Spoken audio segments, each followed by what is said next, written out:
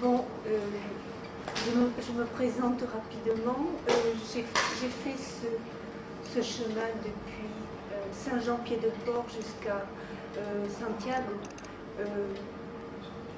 À partir du moment où j'ai eu le temps de le réaliser complètement, de ne pas m'arrêter, comme c'est souvent le cas, on a 8 jours de congé, on marche et puis on repart la semaine après, ou l'année après, on reprend 8 jours de chemin. Donc j'ai voulu faire ce chemin, les 800 km qui séparent Saint-Jean-Pied-de-Port de Saint-Jacques-de-Compostelle en une seule fois. Je suis partie seule et j'avais très envie de faire ce chemin depuis très très longtemps. J'en entendais parler. Déjà quand je l'ai fait 2002, c'était un petit peu tard pour une vraie expérience de pèlerinage sur le chemin. Mais j'ai quand même voulu réaliser, puisque moi je suis une marcheuse en montagne, une marcheuse dans les Pyrénées et puis un petit peu partout. J'aime bien les grandes traversées. Je me suis dit je vais faire ce chemin. Et en 2002, c'était pour moi le moment où je pouvais partir sans trop de casse. C'était, pour vous dire, c'était l'année de mes 60 ans. Donc partir seule, c'était une expérience en soi, mais ce n'est pas une grande expérience. Et partir sur le chemin, 800 km, comme je dis au début, j'avais marché 800 km, je ne sais pas ce que c'était. 15 jours de marche, je sais ce que c'est. 20 jours de marche, je sais ce que je sais. Mais 30 jours de marche, je ne savais pas. Donc je partais un petit peu dans l'inconnu. Mais cet inconnu-là est très vite rattrapé. Je ne suis pas une spécialiste du chemin, pas du tout. Je ne suis pas partie pour écrire un livre. Mais il se trouve que j'avais un carnet de voyage, excusez-moi, je ne l'ai pas amené.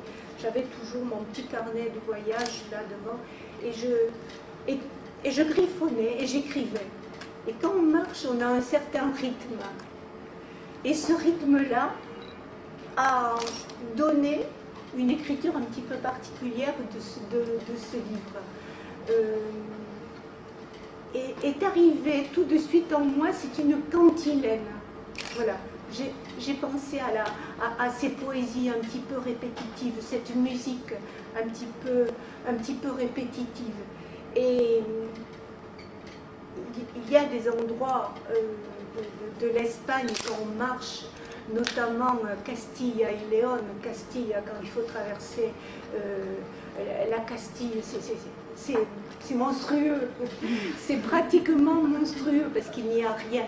On ne peut pas accrocher son regard à un arbre, il n'y en a pas.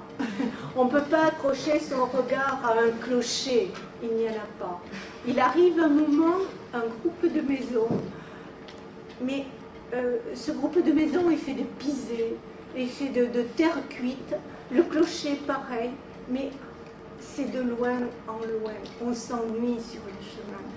Et il avait bien raison, le prêtre, avant qu'on a rencontré, qui disait que pour marcher en Castille, il fallait vraiment avoir à l'intérieur quelque chose. Je ne suis pas partie sur le chemin parce que je suis croyante, du tout. Je suis partie par curiosité. Mais j'avais un principe, c'est que tous les soirs, quand je pouvais, c'est-à-dire tous les 4 ou 5 jours, je sortais du refuge, de l'hospice, du pèlerin, et j'allais écouter la bénédiction des pèlerins. Il me semblait que c'était pour moi quelque chose qui faisait partie du pèlerinage. Même si, je vous dis, je ne suis pas partie pour une histoire de croyance de Saint-Jacques.